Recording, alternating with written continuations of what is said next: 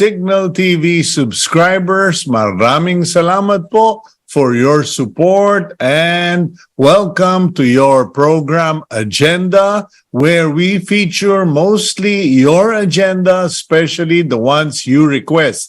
I'm your host, Cito Beltran.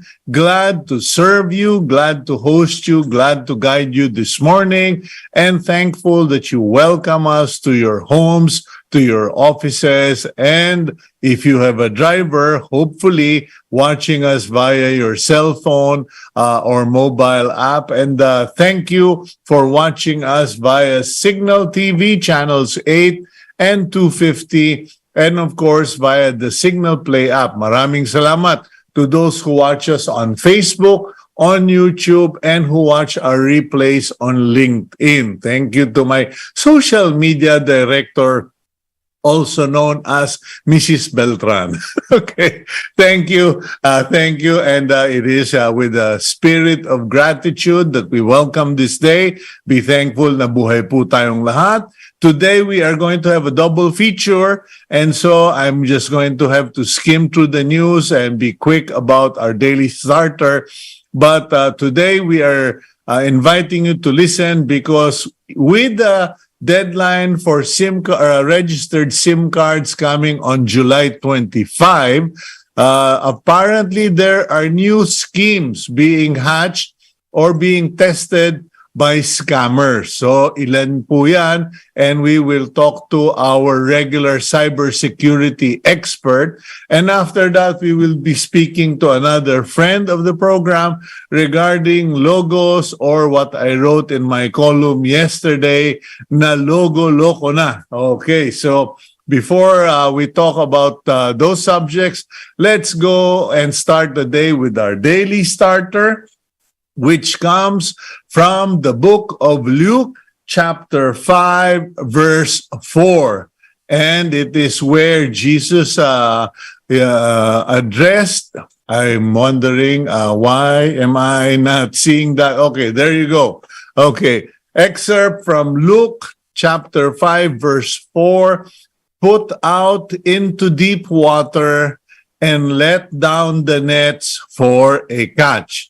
If you are familiar with the Bible and the New Testament, nakigamit si Jesus Christ, our Lord Jesus Christ borrowed the boat of Peter the fisherman, of Simon the fisherman, and used it as his platform to address the crowd that wanted to hear him.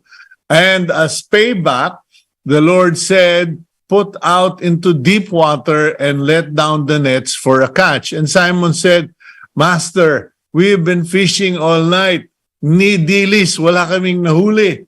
But by your word, because you say, I will do so. Now, why did I choose put out into deep water and let down the nets for a catch? Because more often than not, people are sigurista. We like sure things, we like the easy things, or we want to play it safe. But in this phrase, you are being told, go to the deeper part, go out, go further, and then believe that you will catch something. So it's triple. Make the effort, believe that your effort will be rewarded, and you bring in the catch. So yun lang po yun, ganun kasimple. So if you are struggling right now, don't give up. And if you are not content with what you're getting, what you are reaping, then perhaps you need to sow more, go out further, work harder, and believe that there will be a payback, because even God promised that. To those who work, to those who sow, you shall reap. Okay. Let's now go to the front page of the Philippine Star. And today, July 20, 2023, the headline is, ICC can now issue arrest warrants over drug deaths. Yeah, and there's that photo of families of drug war victims lighting candles for their slain family members. The news is the prosecutor of the International Criminal Court can now apply for the issuance of arrest warrants at the ICC pre-trial chamber.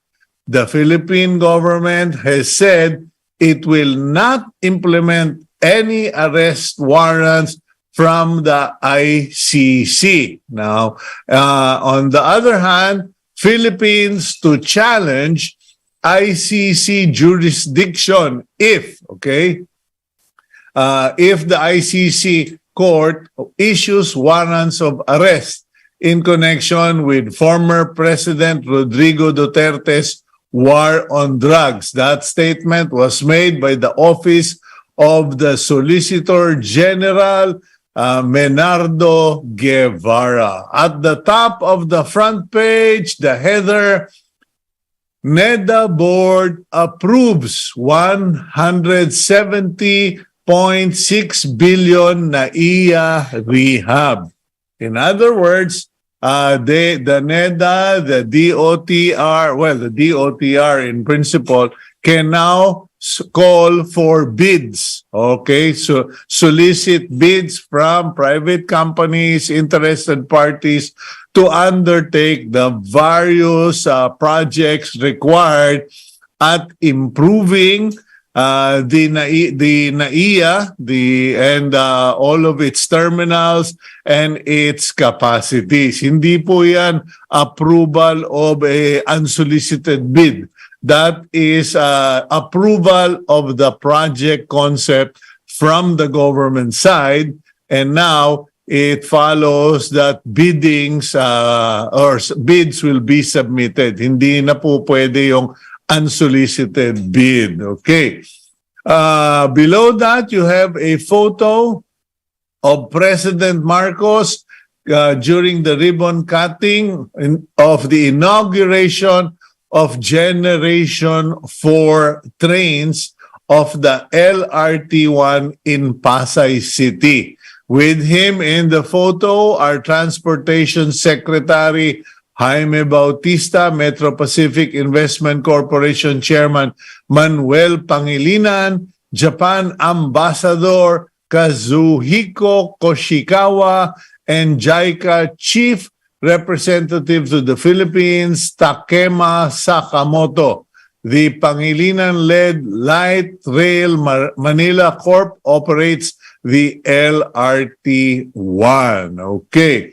To the right of that, Marcos appoints Bronner as AFP chief. Finally, okay, after decades of faithful service, President Marcos has named Army Commanding General Lieutenant General Romeo Bronner as the next chief of the country's 150,000 strong armed forces in Malacanang. Bronner will replace General Andres Centino, who will be appointed presidential advisor on the West Philippine Sea, according to a statement issued by the Presidential Communications Office. Congratulations, General Bronner, brother. Congratulations.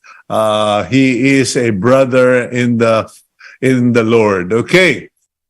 Meanwhile, Villar give MIF law a chance. The newly enacted Maharlika Investment Fund should be given a chance to work, according to its principal author, Senator Mark Villar, who assured critics of its potential to generate 350,000 jobs and boost the overall economy. Okay.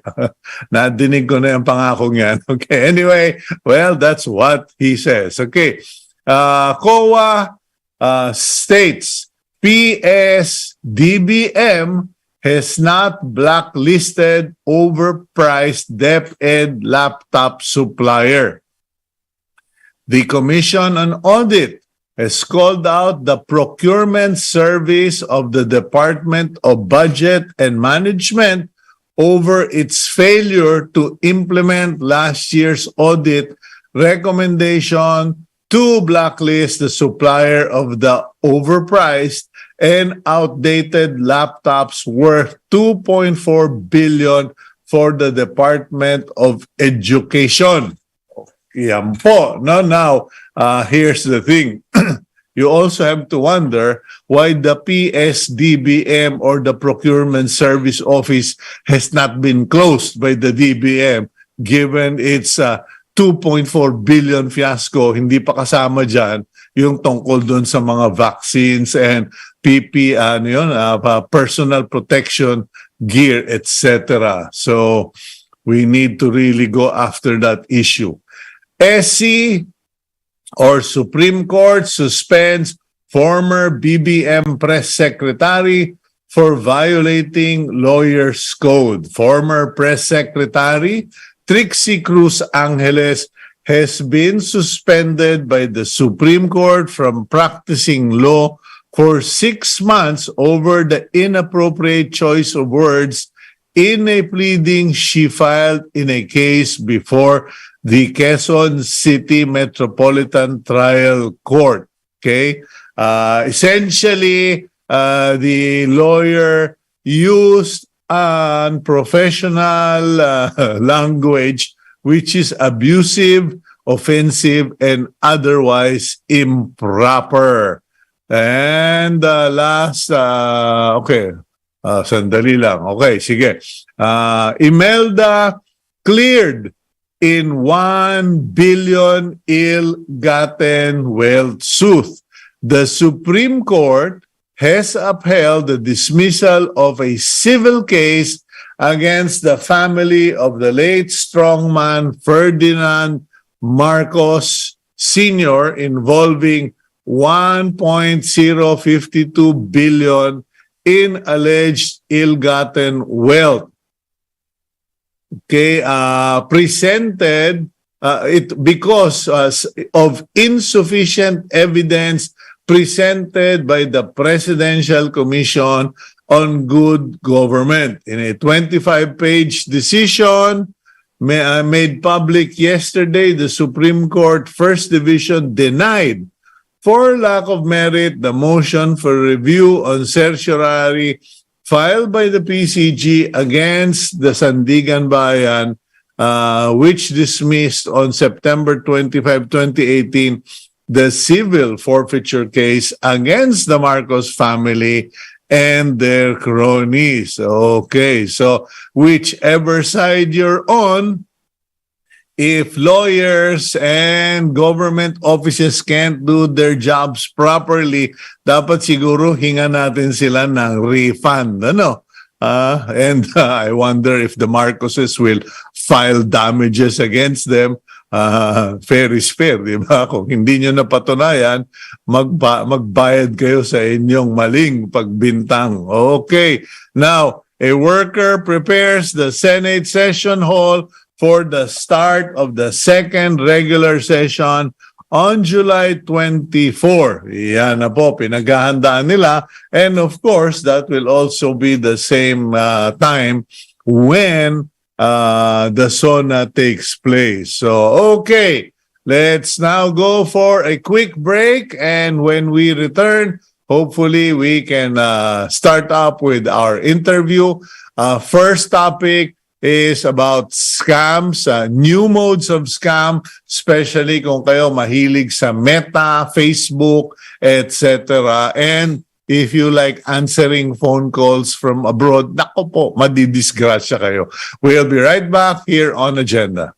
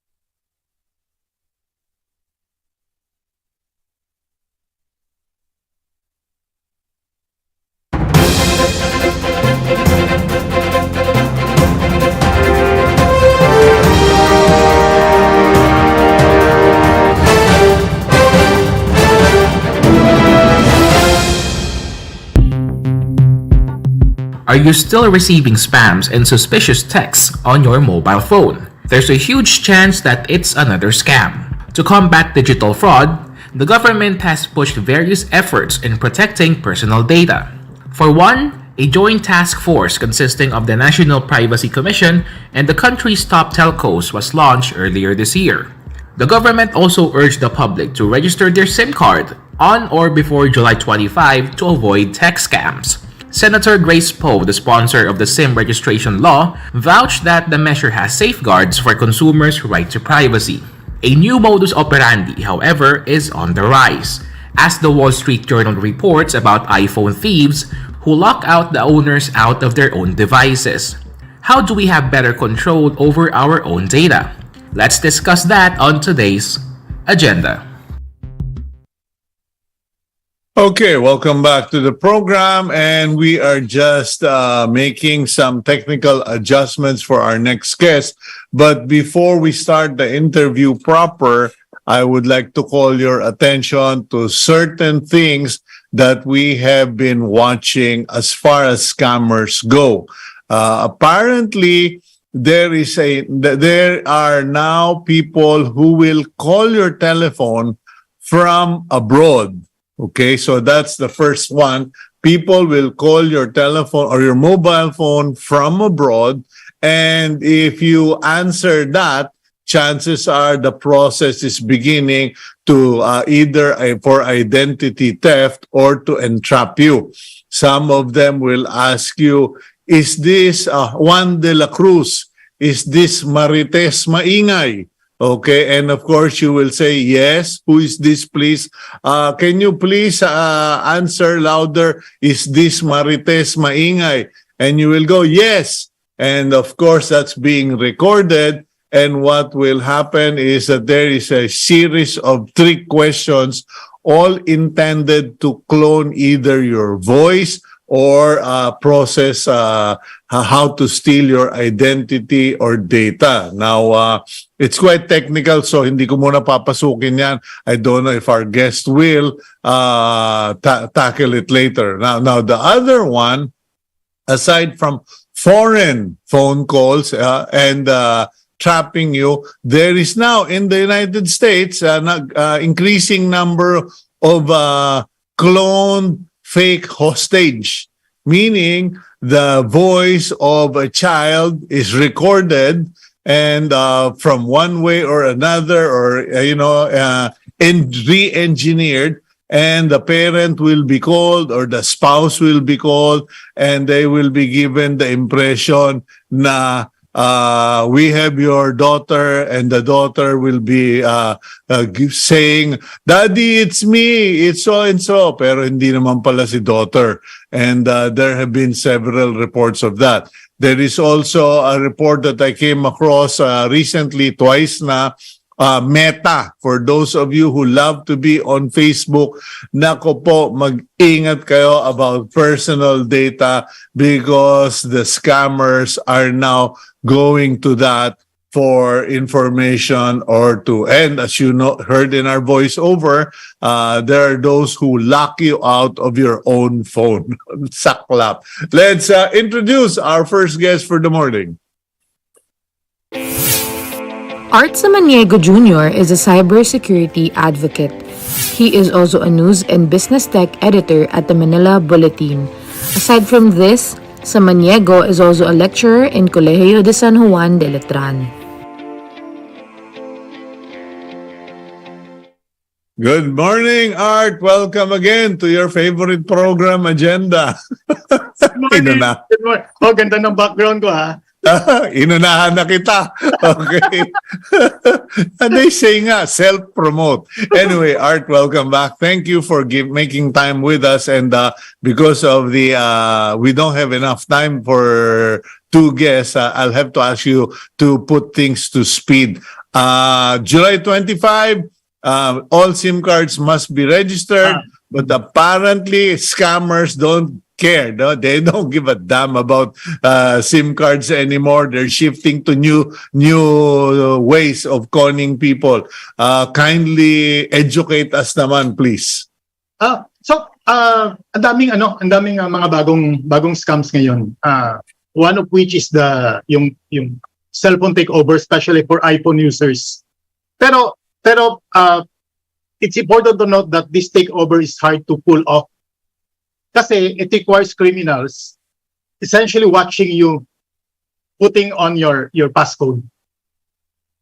So ang tawag dito, shoulder surfing. So shoulder surfing is when you're inputting your credentials tapos nasa likod mo yung tumitingin yung mga scammers. So this is not a new scam or scheme because this was done as early as 2013. And a study conducted found out that 91% of shoulder surfers o yung visual hacking is successful. So 91%. So okay, pero Art, how do you do it? Okay, you got my passcode, but I have the phone. How can you block me out? So ang next step na gagawin ng mga magnanakaw is to steal your phone. So the reports in the US happens sa mga bars, as in lahat mga bars and gyms. So pag nakuha na yung passcode, kukunin ngayon yung cellphone, well, para mo binigay na yung susi ng kotse mo. Okay. And because of the optional security feature of iPhone, ang tawag doon yung recovery key. It's called recovery key. It's a 28-digit code where to input that code para ma-recover mo yung account. Because of that feature, na ang kailangan lang yung device passcode, matitake over na nila yung account mo at hindi mo na mariretrieve. Mahihirapan ka nang i-retrieve because even Apple will not give you back your account if you don't have the 28-digit code. At ang nasaan yung 28-digit code? Does it come with the box or what? It's generated by the device itself. At pwede mo siya i-activate just using your passcode device. So, kung ako nanakaw ko yung iPhone mo, alam ko yung passcode mo, I'll just go to the security settings, I'll go to recovery key, activate ko siya, hihingin ulit yung passcode mo, same passcode ilalagay mo, mag-generate siya ng recovery key. So, alam ko na yung recovery key if I'm the scammer. And if you will try to recover your account using your credentials, hindi ibibigay ng ng Apple yung code mo. Ayun. Pero, tingnan natin, this is an old, low-tech scam. Kasi kinopya, first, shoulder surfing, nakita yung code mo. Pangalawa, ninakaw yung device mo. Kailangan manakaw nila yung device mo. So, ayun. this is really hard to pull off. Sino yung common victims niyan? Kasi di ba, meron dyan yung mga mayayabang or show off, they share their, hey, look at this, nag-lock out eh. Can you open it again? Yung pala, kinukuha na, then biglang may lalapit sa'yo, hi there, Art, you're so good looking. Ninakaw na yung telepono mo, yari ka, pare ko. At sa bar nangyayari yung nakawan. Aha, okay.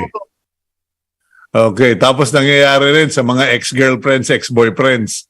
Ayun.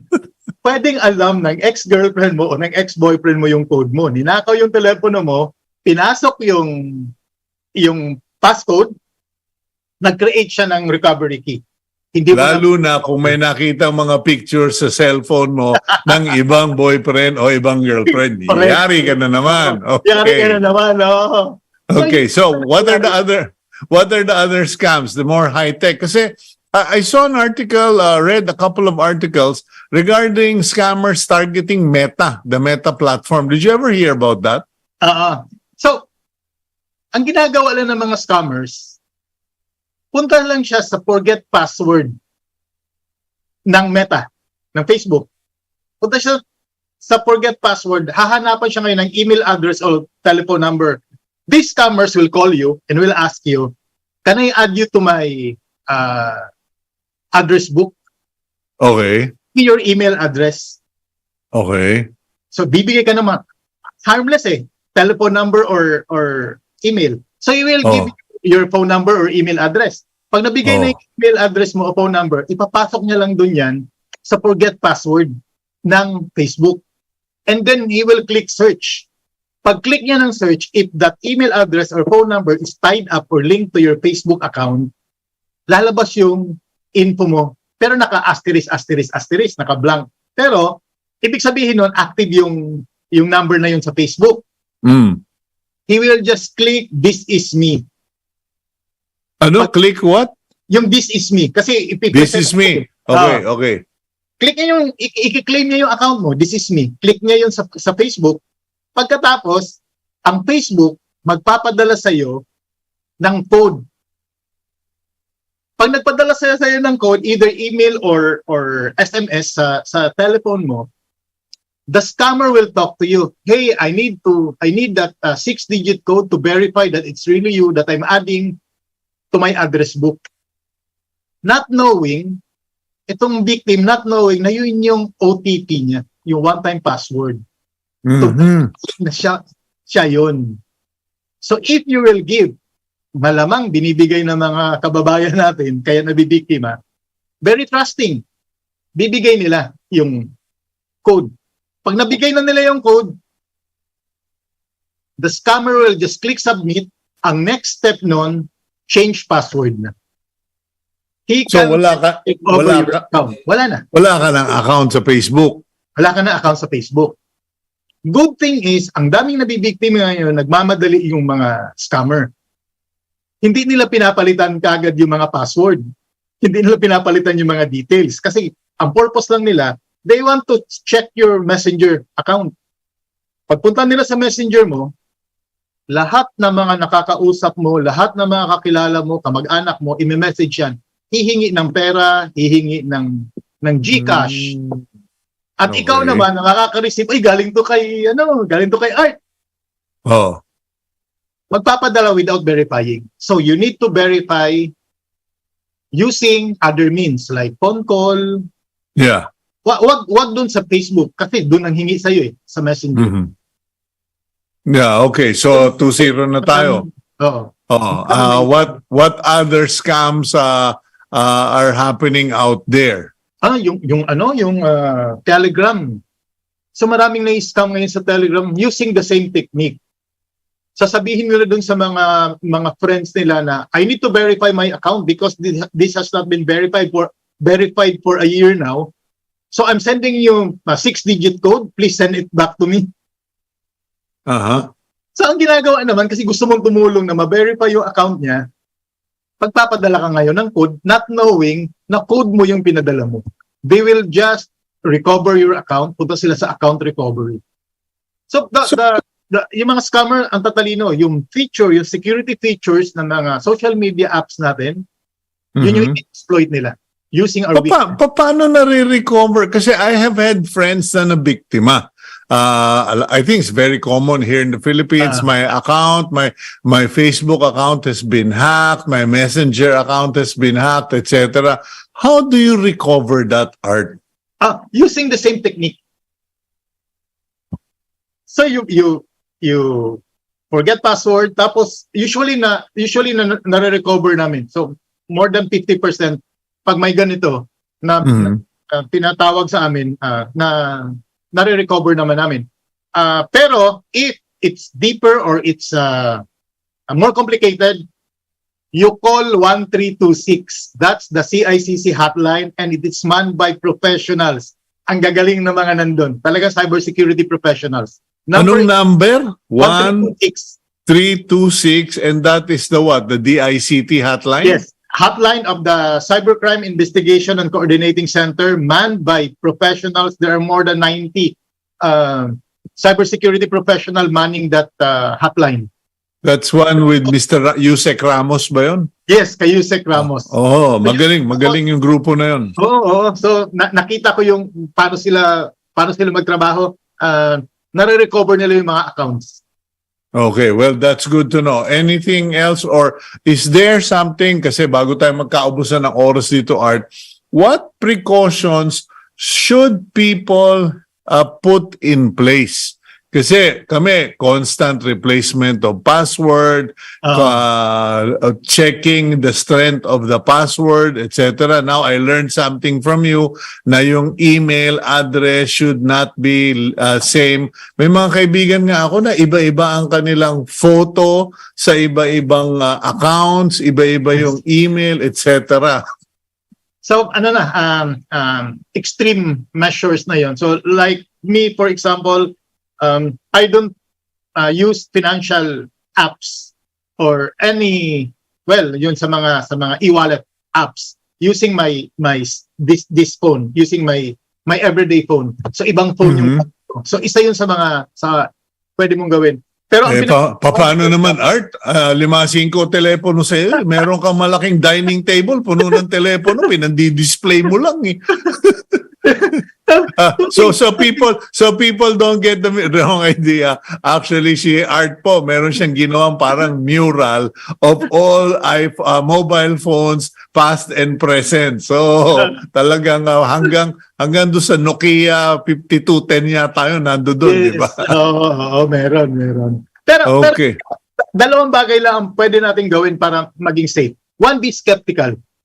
Pag merong nagsabi sa iyo na nanalo ka, may nagsabi sa iyo na taga-bangko siya, may nagsabi sa iyo na congratulations, qualified ka. Pag unsolicited yan, magduda ka na. Call the bank, your friend. Yun lang dapat natin gawin, be skeptical. Number 2, think before you click. Ayun, think before you click. Before sharing, before going to the website, na sinend sa'yo ng friend mo, think first. Kailangan ko bang puntahan itong mga links na to? Pag hindi mo kailangan, please don't go to the links. It might be a scam. So yung dalawang bagay lang dapat nating sundin and we will be safe. Okay, well, Art, thank you very much once again, and I hope you can do a return of the comeback in the near future. Pag-usapan nga natin, Bok, yung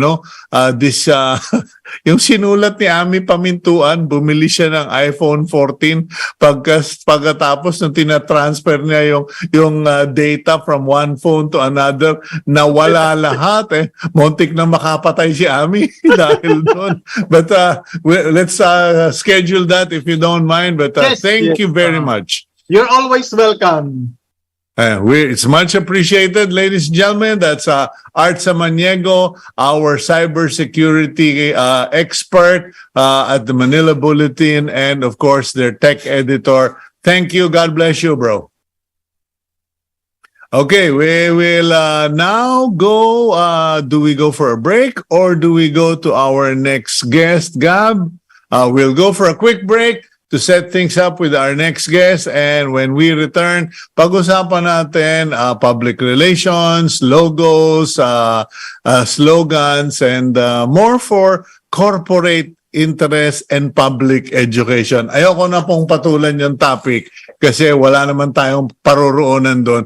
Intindihin nyo na lang what is the value of a logo, what is the importance of a slogan from our next guest who is an expert in all these things. We'll be right back.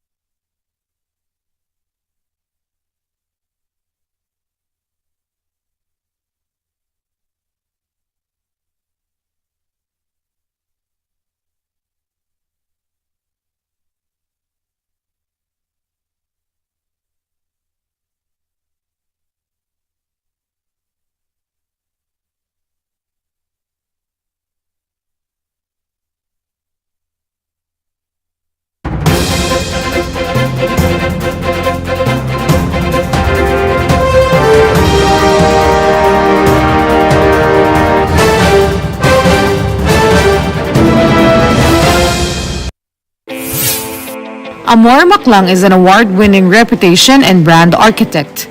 She is co-founder of the firm Geyser Maclang Marketing Communications.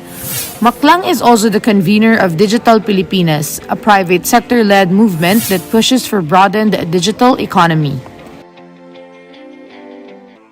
Okay, welcome to the program, Amor. And there you go. Okay, are you in the Philippines or are you somewhere again? Hi, sorry, there's a bit of lag. Cito, can you hear me? Yeah, fine. Yeah, now I can hear you. Are you in the Philippines or abroad? I literally just got back. It's so good to see you. Okay, well, same here. Now, I think you know the topic. You're now the professor in the room. For people to understand, ano ba? What is all this logos, slogans, rebranding? What is the point to it? Because when all the brouhaha happened, people were saying, why do you have to change logos? And why do you have to have slogans just because there is a new president, etc.? Yes. So I barely see myself as a professor because you know how dynamic this field is. I'm learning as we go along, you know, new permutations of all these variables happening. So why do people have to rebrand or change the color or change the logo? First and foremost, at least in the context of what happened to the Department of Tourism, and also in the case of PAGCOR, a lot of that has to do with maybe ushering or communicating that there is new leadership afoot. No, so parang sila yung this is an indicator that, you know, maybe to borrow the words of the last administration, change is coming, right? Change which hopefully always ushers in the good, right? You know, but I had a conversation with a couple of you know, media institutions like yourself, and I mentioned that there's a difference between awareness and reputation. You know, I think everyone is aware or they know about the DOT, they know about PAGCOR. I mean, who hasn't?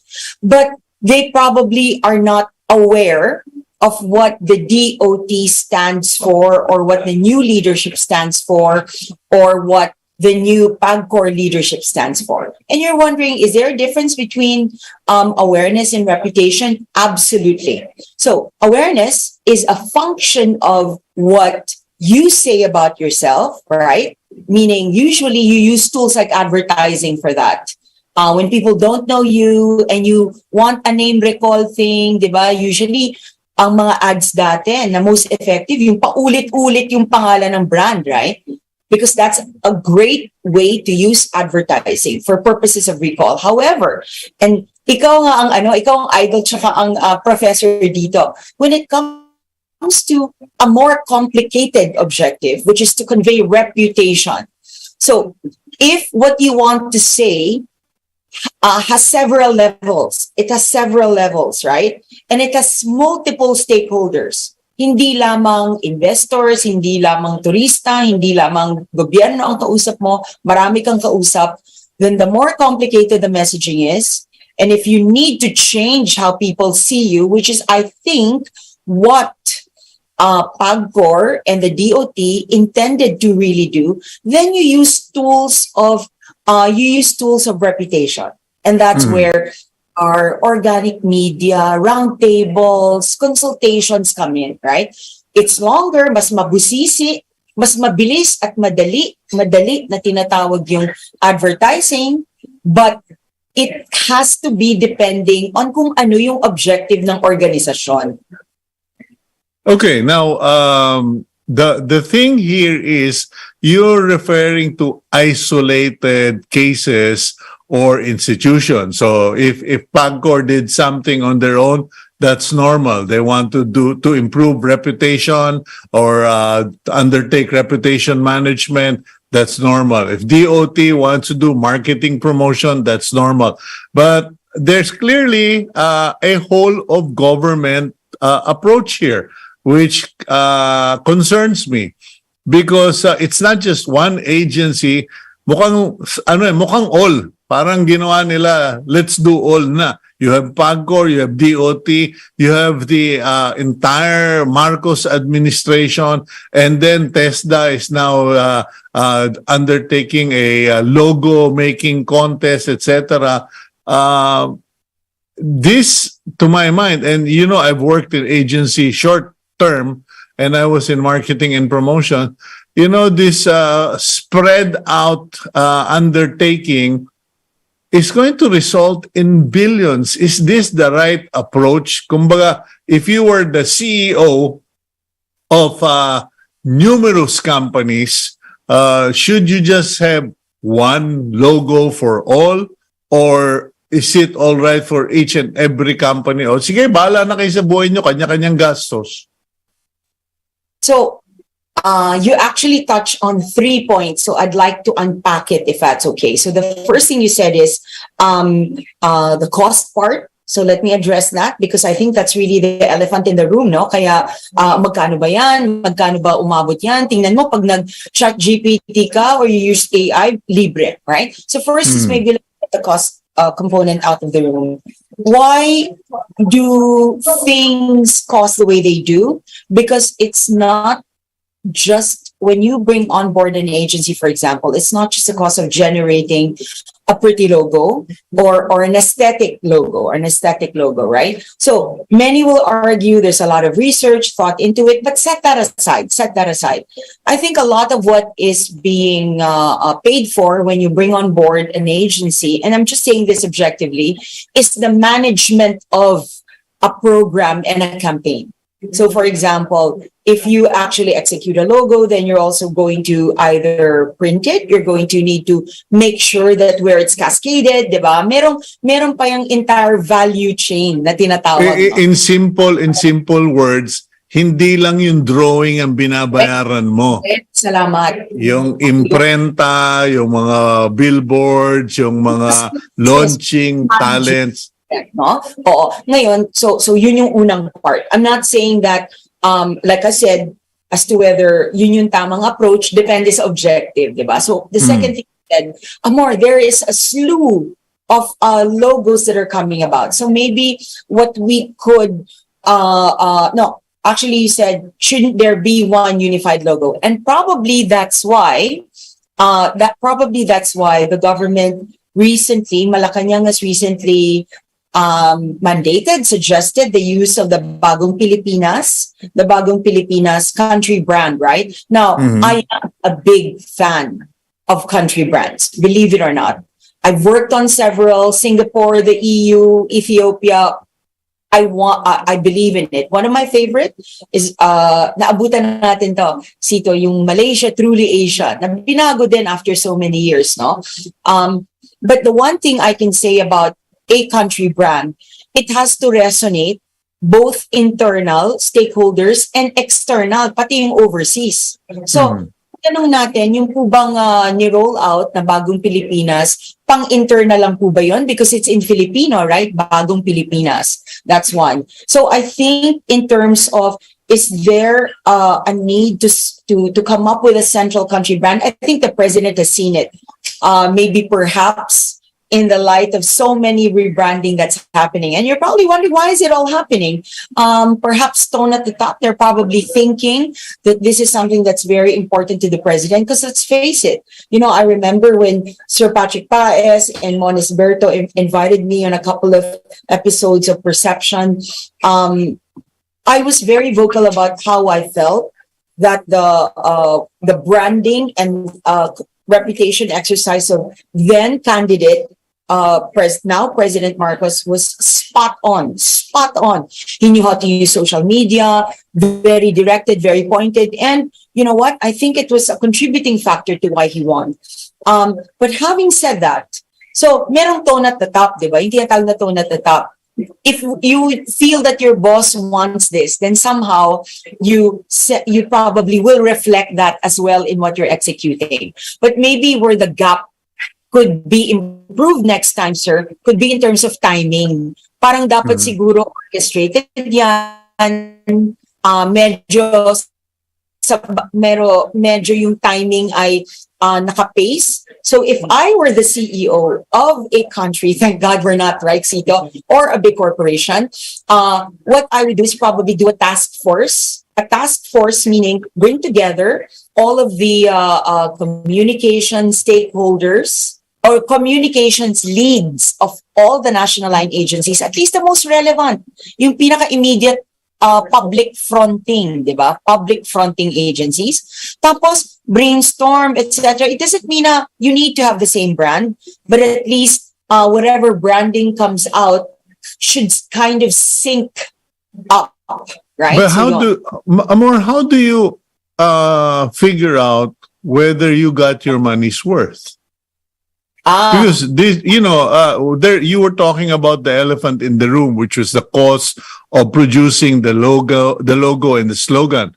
What people are not talking about is the millions or hundreds of millions of pesos that follow when all of these new logos and slogans are cascaded to the different government offices. Everyone has to change their letterhead, their IDs, their office signages, etc. That rolls out into hundreds of millions. Now, the question is, what do I get for the money that we Yes. throw in?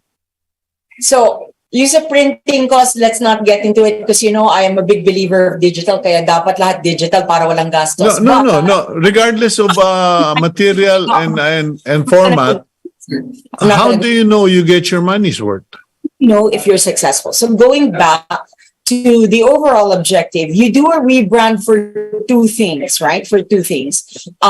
So number one, if you're do you measure it by way of, say, investments coming in or FDIs, no, yung foreign direct investments? Do you measure it by way of, say, in the case of tourism, do you measure it in terms of tourism nights? Tama ka.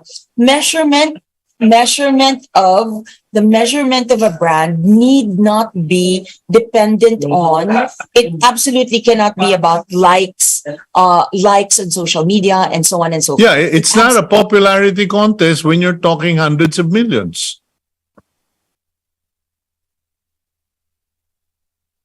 Sorry, More?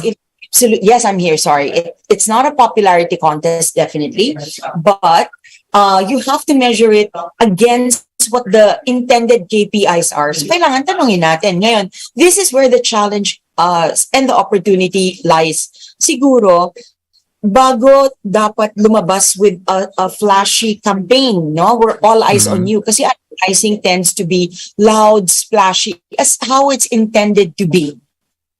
Tama naman, di ba? As how it's intended. Because you're a CEO yourself. But maybe that shouldn't be your salvo. Okay, I'm sorry. I'm sorry. About the signal. Yes. Yeah, you're a CEO yourself, Amor.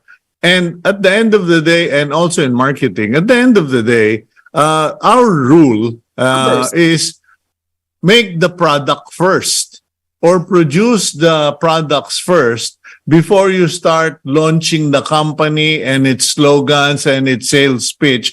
Ano yung product? In this situation, people were saying, asan ang product?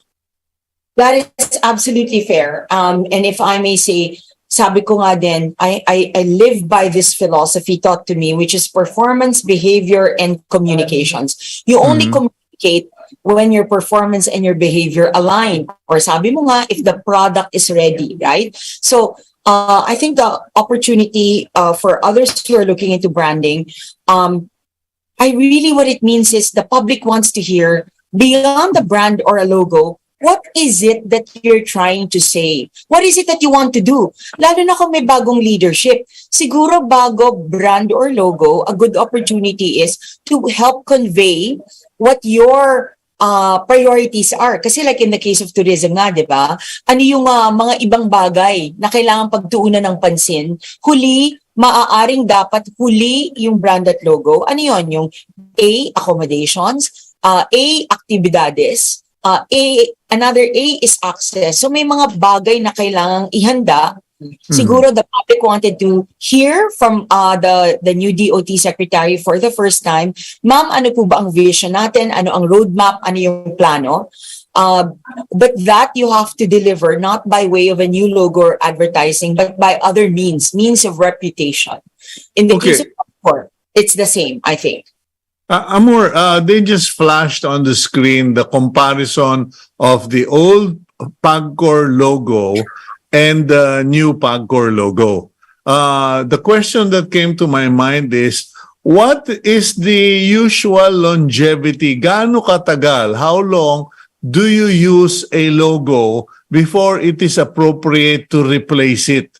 Because there is cost involved, there are metrics involved. Sinabi nga natin, sukatan kung useful ba, okay ba, and how long before you start monkeying around with logos?